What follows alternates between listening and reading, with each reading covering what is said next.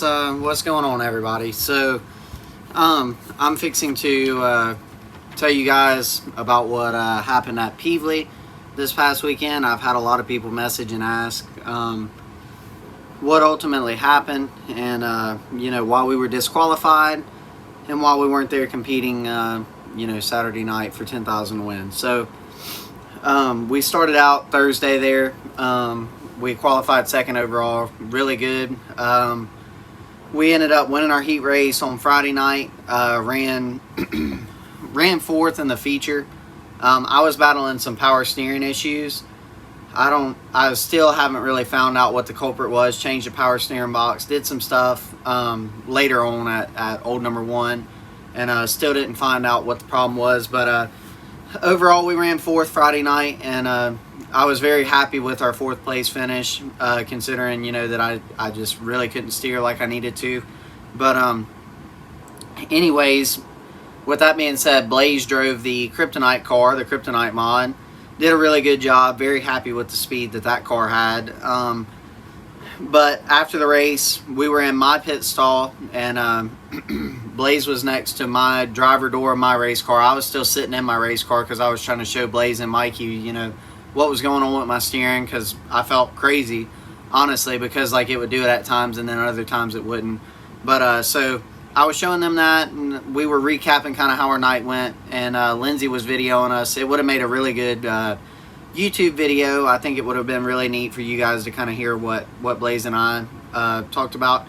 But anyways, as we were conversing, Blaze stops talking to me and turns. And as he turns, this other driver, immediately just lays into Blaze, like, "Man, you ran over my car," like very hostile, and is cussing. "You ran over my car. I thought we were boys. You tore my stuff up, and you bent my clip, and you jumped over my right front, and all of this stuff. You junked my car. The next time I see that car, I'm junking it." And I looked over at the car Blaze drove, the Kryptonite car, and the left front wasn't torn up. The stuff that this guy said that Blaze did on the racetrack wasn't adding up. But what the biggest thing about it is my name's on the roof cap of that car. I drive that race car, as you guys know that. So I took that as an immediate threat. Like when he said, "The next time I see that car, I'm junking it," because who knows when the next time he'll be racing around that race car, and that's a threat. So I'm still in my race car, and he and Blaze go to bickering a little bit, and Blaze just tells him, "We'll buy another one," and that guy says the same thing and proceeds to walk out of the pit. And then he turns back around and comes back and says, "If you want to play rock'em sock'em, we can do that. We can do, and just let's loose again." And by that time, I'm getting out of my car. We're beside my white MB Custom modified that I drive. We were in my pit stall. I need to clarify that because the report that he gave didn't state that. He said we were beside Blaze's car. And so anyways, he's in my pit stall, and he's proceeding to say that we can play rock'em sock'em. Well, y'all can look that up. That's a boxing game. So in my mind, it's like, are we fixing to fight here or what?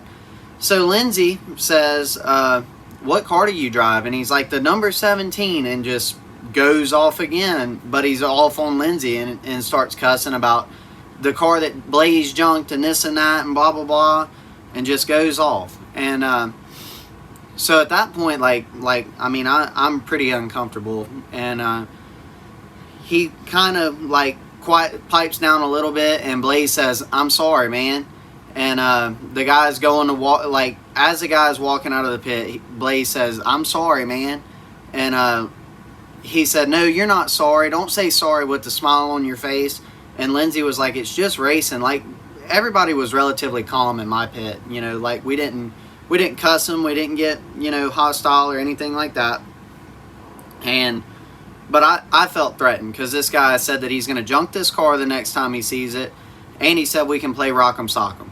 So he turns around again and is headed towards Lindsay and says, "No, wrecking isn't racing. Racing is," and I hit him in the chin, the jaw. like I said, I felt threatened, and I tried to relieve the situation in our pit area. And he staggered backwards a little bit, and he said we can do that too. So like I'm up in arms, ready to go, because you know I hit the guy like let's fight, let's go. And anyways, he says we can do that too. Well, he leaves the pit, and everybody's just kind of in shock. I'm kind of in shock of what I did, and because you know I'd had enough. And so anyways, circling back around, my car had the power steering problem, so I get in Blaze's crew guy's truck, and I'm heading back to the shop we stay at to rob the steering box off of my other car, because at that point I didn't think I was in any trouble. The guy's in my pit threatening me, and I relieved the situation, so I didn't feel like there was going to be any trouble for what had happened. So I left the racetrack to go get a steering box, because at that time I thought I was going to get to race Saturday night. No big deal. So later on, you know, everything, the guy ended up calling the police show up, whatever, and he files a report, whatever, however it happens. I still am trying to figure out that side of everything and what's going on there. But so this guy presses charges, all of that, and the track owner of Peevely comes up to Blaze, asks Blaze what happened. Blaze tells him what goes on, what happened, and the track owner was like, he's not in any trouble. He can race tomorrow night if he wants to, but if he shows up, they're more than likely going to arrest him. Blaze relays that information to me. So I didn't think anything of it. It's like, well, I understand, like I'm not going to show back up, whatever. But the next morning, which would be Saturday morning, I get on my race pass, and it's like, I'm disqualified. So I didn't think anything of it, because the way my race pass works, like you got to kind of manually enter certain things in and whatever. So I thought he disqualified me on my race pass so that he could get the lineups for the next day's races squared away and get that guy that would have took the last transfer spot out of a B main. So I didn't think anything of it, and I start heading towards old number one. And I got to thinking, I'm like, well, he did disqualify me, like maybe I need to figure out what's going on here. So I call the track owner. Very calm, very polite, very respectful to him. And I'm talking to him, and he's like, well, what happened? Because I don't know I guess I don't know what happened. So I proceed to tell him what happened, and he's like, well, that's not what the driver you hit said happened. He said that he was in Blaze's pit, and you came up and hit him behind the head a few times. And I'm like, not at all the case. And I'm telling you guys the truth. Like, I have no reason to lie to you, especially with all the garbage that I've got going on right now. So anyways, I proceed to tell him everything that I just told you guys, and he's like, okay, I got you. So, and I said, well, with that being said, like, I need to know what's going to happen with my payout. And he's like, well, you're only going to get start money for that night, and it's only $100 and something bucks. And I'm like, wait a minute. I said, I ran fourth. And he was like, no, you got disqualified. And I didn't, maybe I did, maybe I didn't ask why I got disqualified, but he certainly didn't tell me why I was disqualified.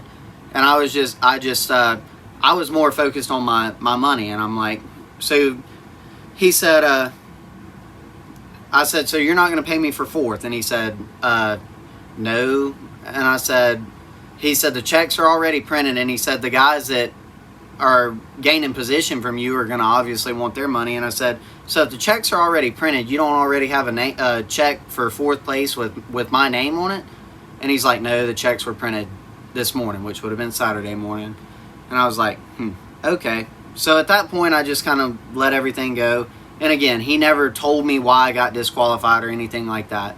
But he did tell Blaze that, I was good to go and there was no issues on Friday night. So it was kind of a wild deal. But I let it rest.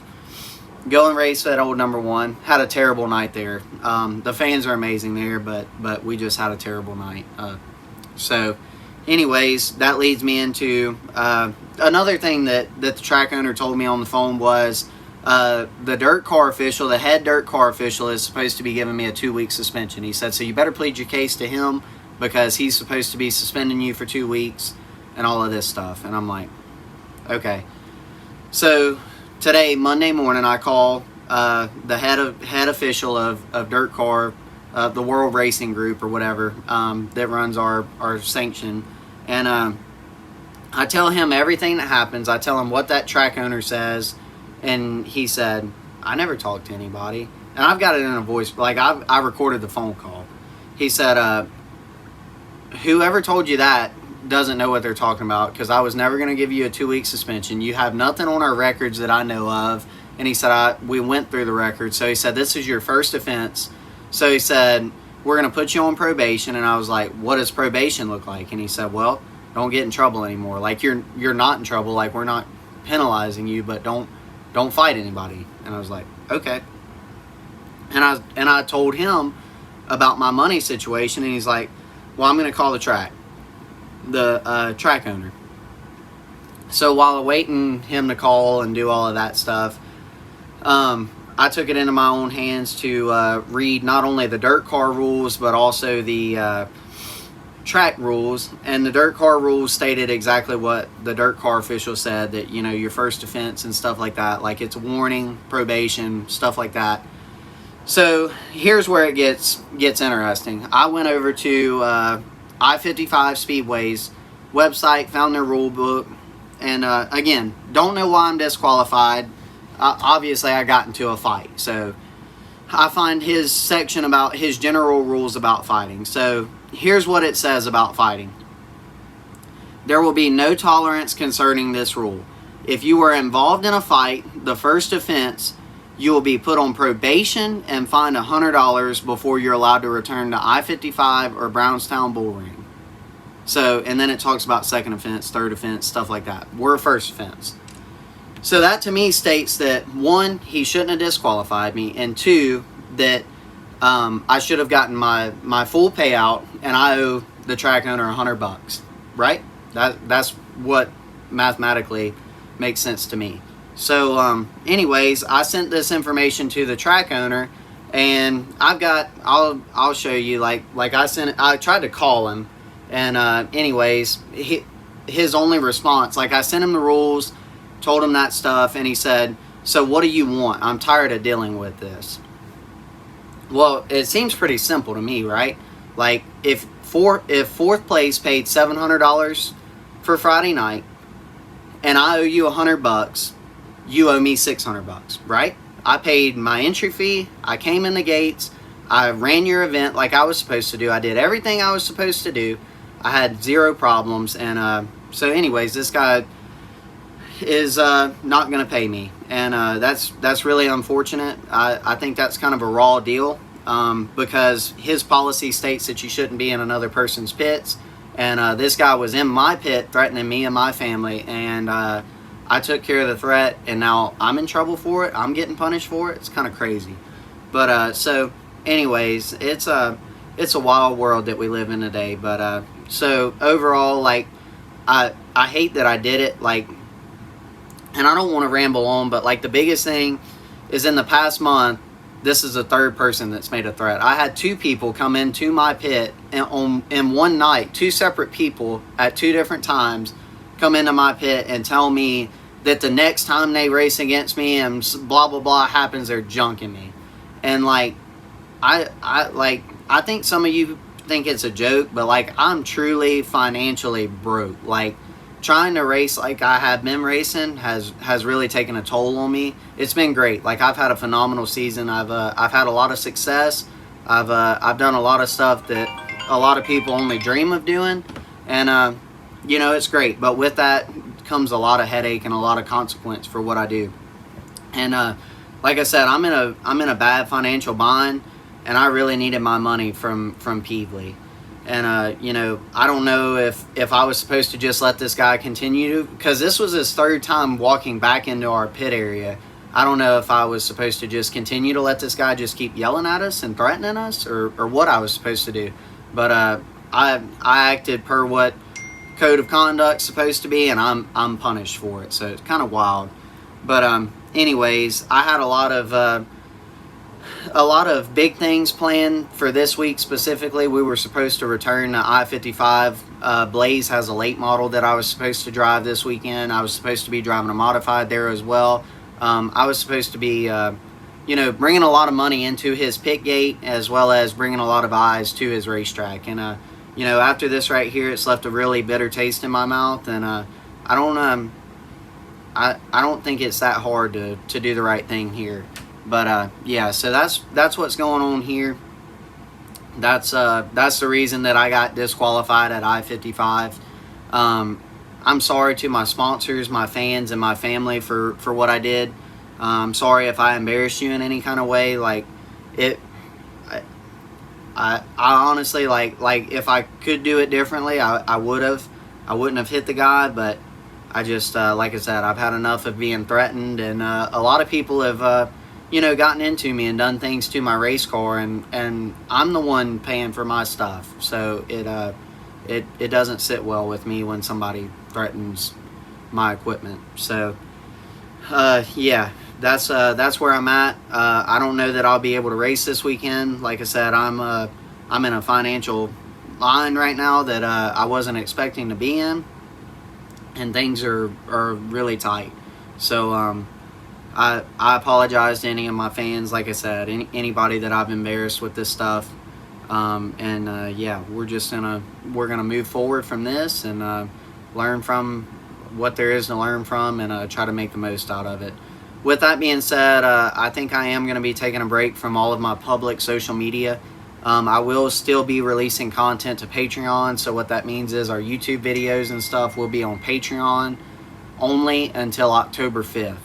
We have a video going out on YouTube on October 5th, and it was a video that we recorded 5 years ago on October 5th. So I was 17 years old. Me and my dad sat down, and we made a video talking about, what we thought we would look like, or what we wish things would be like in 5 years from when I was 17 years old. And it's really humbling. It's really neat. Like, it gives me goosebumps when I watch it, because I had no idea where I was going or what I was doing, but I had a dream, and I'm living it. I'm here, and I'm doing it. And that's kind of the thing that I have to try to remind myself at times, especially in stuff like this, that like this is the stuff that I dreamed of being able to do, and everything else. So it's certainly a blessing. But again, circling back around, sorry to ramble. All of my content will be released on Patreon from here until October 5th. I've got to take a break from public social media and kind of let all of this stuff air out. In the meantime, I don't know where I'll be racing or what I'll be racing. I will be letting, again, my Patreon members know what's going on. And I'm sorry to you guys for, I guess if you want to consider it punishing y'all from my content. I'm not trying to, get money from you guys or anything like that. I'm just trying to, I really wouldn't be uploading anything, but I don't think it's fair to the people that are paying for me to release content not to, at least give them content at this time. So yeah, that's it. Thank you for watching. Thank you for being a supporter of mine. We will regroup, and yeah, I'll let you know where we go next.